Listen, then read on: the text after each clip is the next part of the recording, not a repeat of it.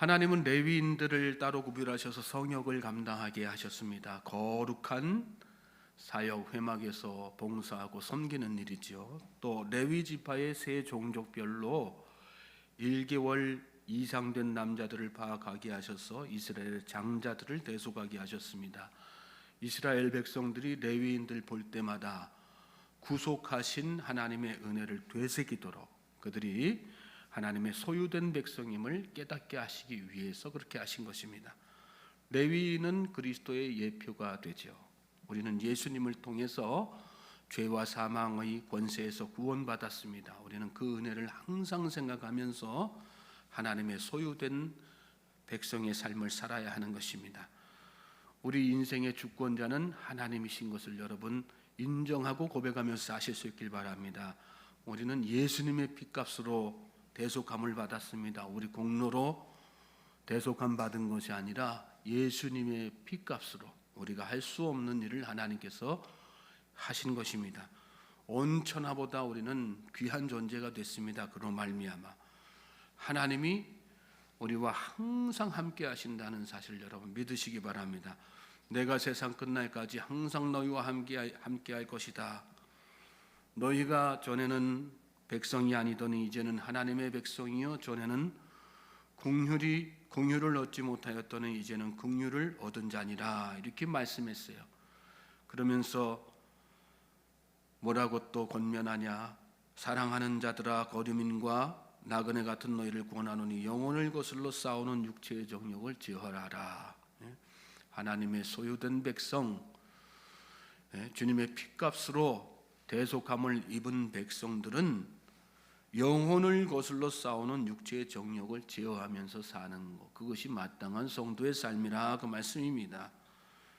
그리고 그것이 하나님 소유된 백성의 삶인 것입니다. 그러므로 오늘 하루도 내 안에 계신 성령님, 나를 피값으로 대신해서 사신 그 예수님의 능력으로 육체의 정욕을 제어하면서 살 수 있는 우리 모두가 되기를 주님의 이름으로 축복합니다. 자, 그러므로 그런 차원에서 그리스도인에게는 언행심사의 모든 일이 성역이다, 거룩한 사역이다 하는 생각을 해야지 되는 것입니다. 그렇게 성역자로서의 우리 모두가 다 하나님의 거룩한 제사장 택하신 백성이요 족속이라 말씀하셨지 않습니까?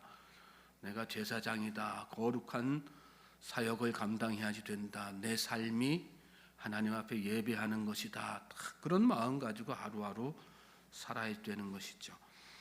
자, 하나님의 명령에 따라서 레위 지파의 고핫, 게르손, 무라리 이 세 종족별로 파악한 1개월 이상 된 남자의 숫자는 22,273명이었습니다.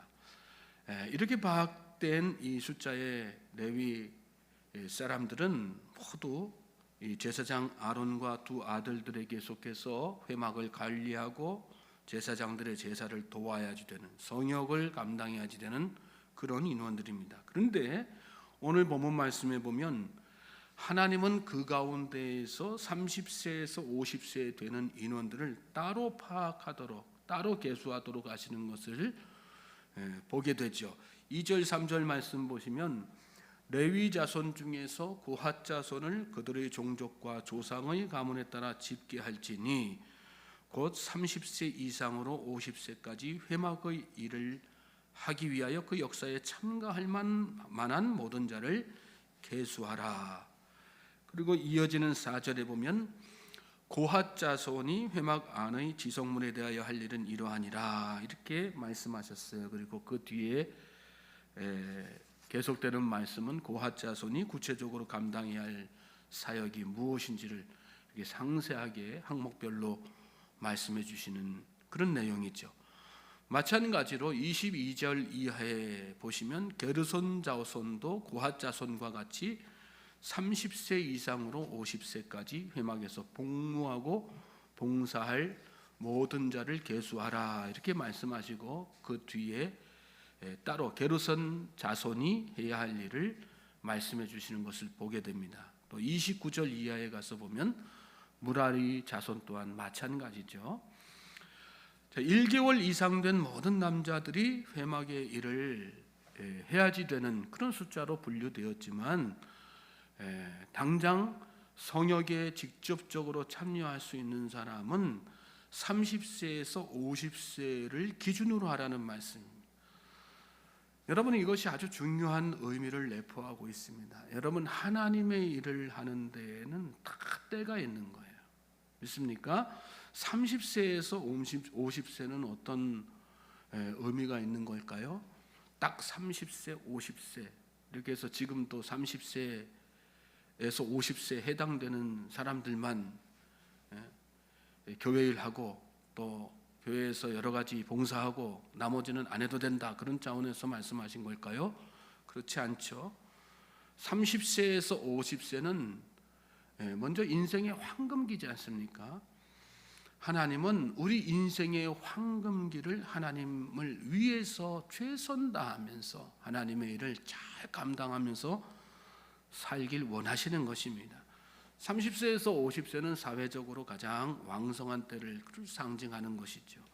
간혹 어떤 사람들은 나는 지금 열심히 일하고 세상적으로 사회적으로 막 성공한 뒤에 모든 걸 안정적으로 다 갖추고 나서 나중에 은퇴하고 나면 선교지에 나가서 선교하다가 생을 마감하고 싶다, 그렇게 이야기하는 사람들이 있습니다. 종종 있습니다.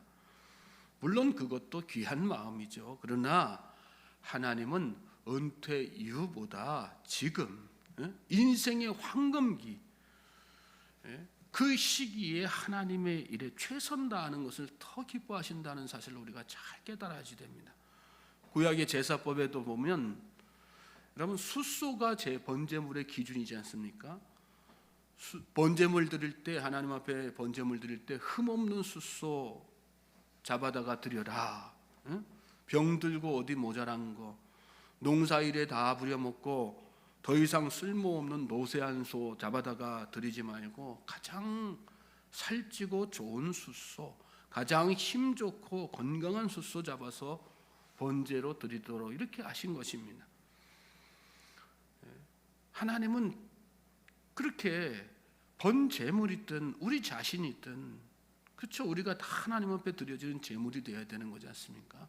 우리의 인생의 가장 황금기 중심 되는 그 시기를 하나님께서 연락하고 싶어 하시는 거예요. 예수님도 공생의 사역을 30세에 시작하셨습니다. 그냥 아무렇게나 30세 돼서 그냥 30세 됐으니까 30살 되셔서 그냥 하셨다, 이 차원이 아니에요. 다 예수님의 공생의 사역도, 사역의 시작도 다 이렇게 성경적인 근거, 원리 하에서 다 이렇게 시작하신 것입니다. 인생의 황금기, 아버지 요셉이 일찍 돌아가시고 홀어머니와 동생들을 부양해야 되는 그런 상황이었지 않습니까? 그런데 그 시기에 공생애를 시작하신 것을 보게 되죠. 저는 저와 여러분이 할 수 있을 때에 하나님의 일에 최선을 다하고 열심을 다할 수 있는 그런 성도들 될 수 있기를 주님의 이름으로 소망합니다. 오늘 우리가 부른 찬송처럼 여러분, 일하고 싶어도 일할 수 없는 때가 반드시 오게 되어 있습니다. 할 수 있을 때, 아직 내가 젊고 아직 내가 힘이 있고 또 사회적으로 또 목소리 낼 수 있는 이때, 가정에서나 또 직장에서나 다 마찬가지입니다.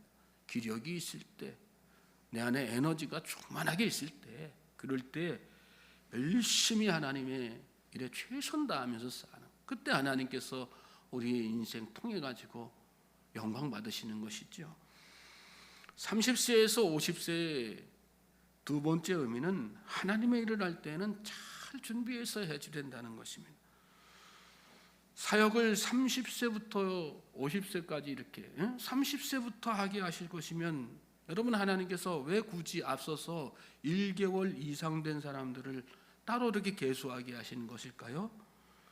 1개월 이상 29세까지 레위인들은 왜 파악하도록 하셨으며 또 그들은 그러면 뭐 하고 있는 것입니까? 그 기간 동안에 그들은 사역을 감당할 만한 능력을 갖출 수 있도록 잘 잘 준비하는 그런 시기로 보낸 것입니다.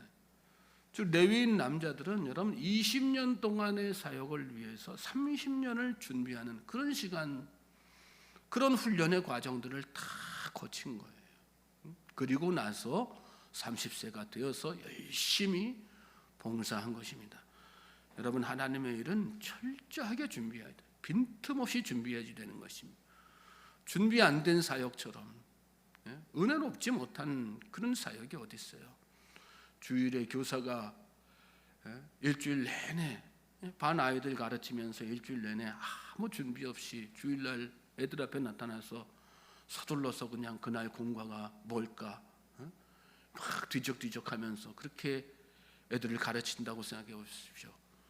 은혜스럽지 못하죠. 성가대도 마찬가지지 않습니까? 1년 내내 가요 부르면서 가요에 빠져 살다가 주일날 허겁지겁 와가지고 그때 가서 악보 보고 그리고 준비도 하나도 안 된 상태에서 이렇게 찬양하고 그런다고 생각해 보십시오.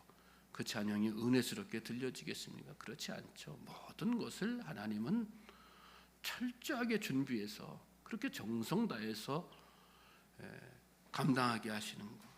그 말씀 가운데서 우리가 깨닫게 되죠. 그리고 그것 통해서 하나님은 그 제사, 그 예배를 연락하시고 영광 받으시는 것입니다. 또 축복해 주시는 그런 인생을 다 축복해 주시는 것이죠. 예수님도 공생의 사역을 일찌감치 준비하셨어요.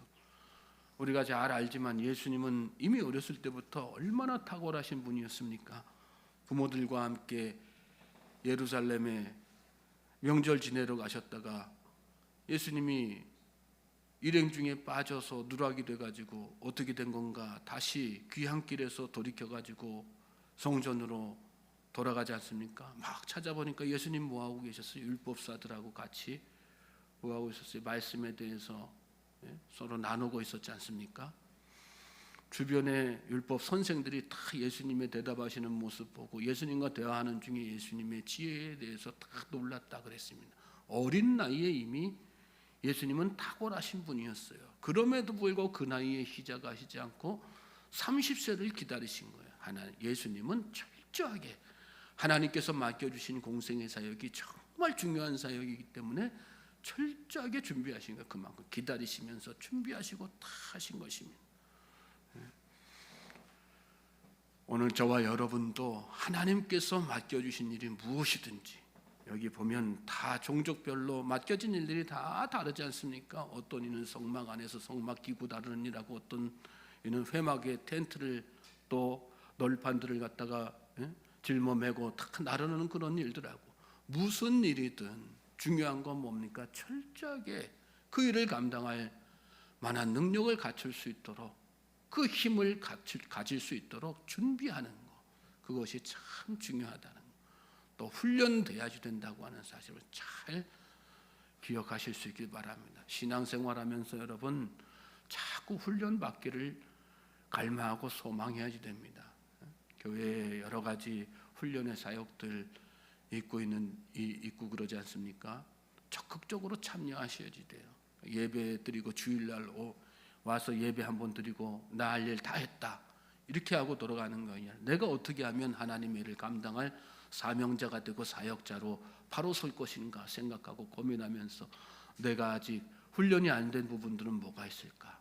훈련의 기회가 왔을 때 적극적으로 참여하고 훈련받고 준비된 사람이 되어가야 하는 거예요. 그래서 하나님께서 기뻐하시고 연락하실 만한 사역자로 바로 서가는 것이죠.